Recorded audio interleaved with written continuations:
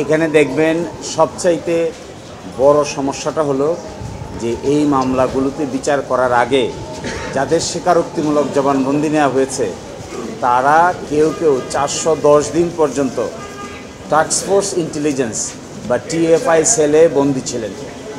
তাদের স্বীকারোক্তিমূলক জবানবন্দি নেওয়া হয়েছে 12 জনের। এর মধ্যে মুফতি হান্নানের স্বীকারোক্তিমূলক জবানবন্দি নিয়েছে দ্বিতীয়বার। তিনিও টিএফআই সেলে সব কিছু মিলে 410 দিন বন্দী ছিলেন। সুতরাং তার করা স্বীকারোক্তিমূলক জবানবন্দির আইনগত কোনো মূল্য থাকতে পারে না। তার একই সাথে তিনি যখন দ্বিতীয় স্বীকারোক্তিমূলক জবানবন্দি করেছেন তখন মূলত তিনি কন্ডেম সেলে ফাঁসির আসামি হিসেবে বন্দী ছিলেন। সুতরাং তারও আর এই কোনো মূল্য থাকতে পারে না।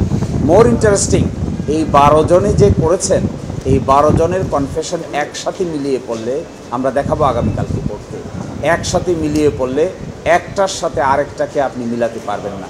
এবং আরও ইন্টারেস্টিং হলো এই মামলায় 17 জন স্টার উইটনেস আছে। এই স্টার উইটনেস আমি দেখাবো আগামীকালকে যে একজনকে সাক্ষী বানানো হয়েছে, আরেকজনকে আসামি বানানো হয়েছে। যিনি আসামি হতে চেয়েছেন তাকে আসামি না রেখে সাক্ষী করা হয়েছে। অফার দেওয়া হয়েছে যে যদি আপনি সাক্ষী হন তাহলে আসামি করা হবে না। এইভাবে 17 জন ঊর্ধ্বতন পুলিশ কর্মকর্তাকে মামলার সাক্ষী বানানো হয়েছে। তার মধ্যে টাস্কফোর্স ইন্টেলিজেন্সের যিনি প্রধান ছিলেন তাকেও এই মামলার সাক্ষী করা হয়েছে। ফলে এগুলো আগামী দিনে একটা একটা করে আমরা দেখিয়ে দিব। এই 17 জন সাক্ষী ছাড়া এই মামলার বিচার করার আর কোনো সুযোগ ছিল না। এই জন্যই কাউকে সাক্ষী করেছেন আর কাউকে আসামি করেছেন। আমরা আগামীকালকে এগুলো সুনির্দিষ্টভাবে উপস্থাপন। দেখেন এখানে দেরি হয়েছে, প্রথম তো মামলা শেষ হয়ে গিয়েছিল 2009 সালে 61 জন সাক্ষীর জবানবন্দি শেষ। তারপরে প্রসিকিউশনের পক্ষ থেকে একটা দরখাস্ত দেওয়া হলো 2009 সালের মার্চ মাসে। দরখাস্ত দিয়ে তারা বললেন ফার্দার ইনভেস্টিগেট করতে চান। এই ফার্দার ইনভেস্টিগেশনে গিয়ে লাগলো আরও 3 বছর। ফার্দার ইনভেস্টিগেশনের রিপোর্ট আসলো 11 সালের শেষের দিকে। তারপরে আবার নতুন করে কগনিজেন্সে নিল, তারপরে আবার শুরু হলো। আগামীকালকে আমি পড়ে শোনাবো একটা জিনিস, এই মামলার নিম্ন আদালতের রায়, যিনি হাইকোর্টের বিচারক হয়েছিলেন পরে, তিনি দেখবেন নিম্ন আদালতের রায়ের মধ্যে একটা রাজনৈতিক ভাষণ দিয়েছেন। এই রাজনৈতিক ভাষণটাও আমরা আগামীকাল অথবা পরশুদিন আদালতের সামনে তুলে ধরব যে কেন 21শে আগস্টের মামলার রাজনীতিক কী ইম্প্যাক্ট আছে এই কথা বলে তিনি কনক্লুশনে পৌঁছেছেন। আমার মনে হয় এগুলো সবই পাবলিকলি আসা উচিত। হাইকোর্টে প্রপারলি এগুলো ডিসকাস হয় নাই, সুপ্রিম কোর্টে ডিসকাস হচ্ছে। So this is a good opportunity for everyone.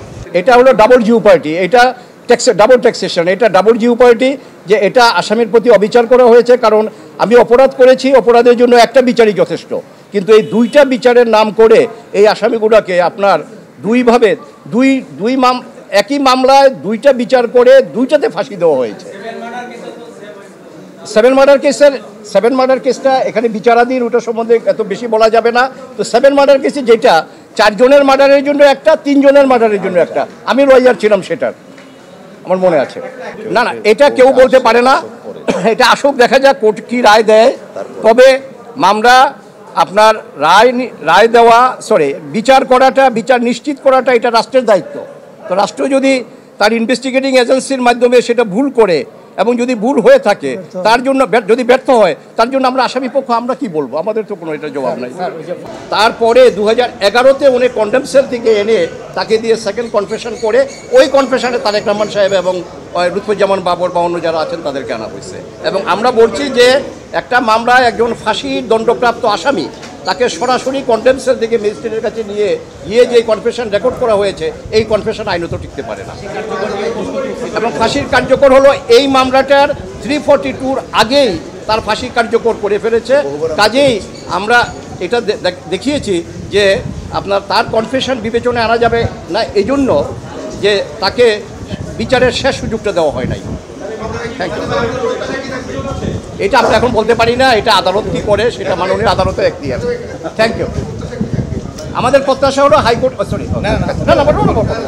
না আসলে কি প্রত্যাশা জায়গায় কি আজকে সারাদিন তো শুনানি হয়েছে আপনাদের স্টেট থেকে যিনি লার্নের ডিএজি ওনার যে উপস্থাপনা ছিল, সাবমিশন ছিল, এ থেকে এটা বোঝা গেছে যে জাস্টিস হারির জাস্টিস বাড়ি, অর্থাৎ শেখ হাসিনা জনাব তারেক রহমান সাহেবকে এই মামলায় ইমপ্লিকেট করার জন্য উনি এখনও কোনো কাজ নাই যেটা করেননি।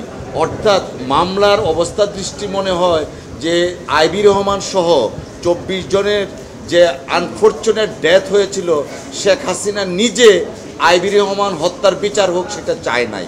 কেন চায় না? এই মামলাটা যদি আপনারা নথি দেখেন, মামলার তাড়াতাড়ি করা দেখেন, মামলার যে বিষয়বস্তু দেখেন এবং যেভাবে মামলাটা পরিচালিত করেছে, এই মুফতি হান্নানকে স্বীকারোক্তিমূলক জবানবন্দি দিয়ে, আব্দুল কাহার আকন্দ যিনি আওয়ামী লীগের মনোনয়ন পেয়ে নির্বাচন করেছেন তাকে দিয়ে, অর্থাৎ উনি চেয়েছেন আইবি রহমানের বিচার না, উনি চেয়েছিলেন জনাব তারেক রহমানকে এই মামলায় অভিযুক্ত করার জন্য।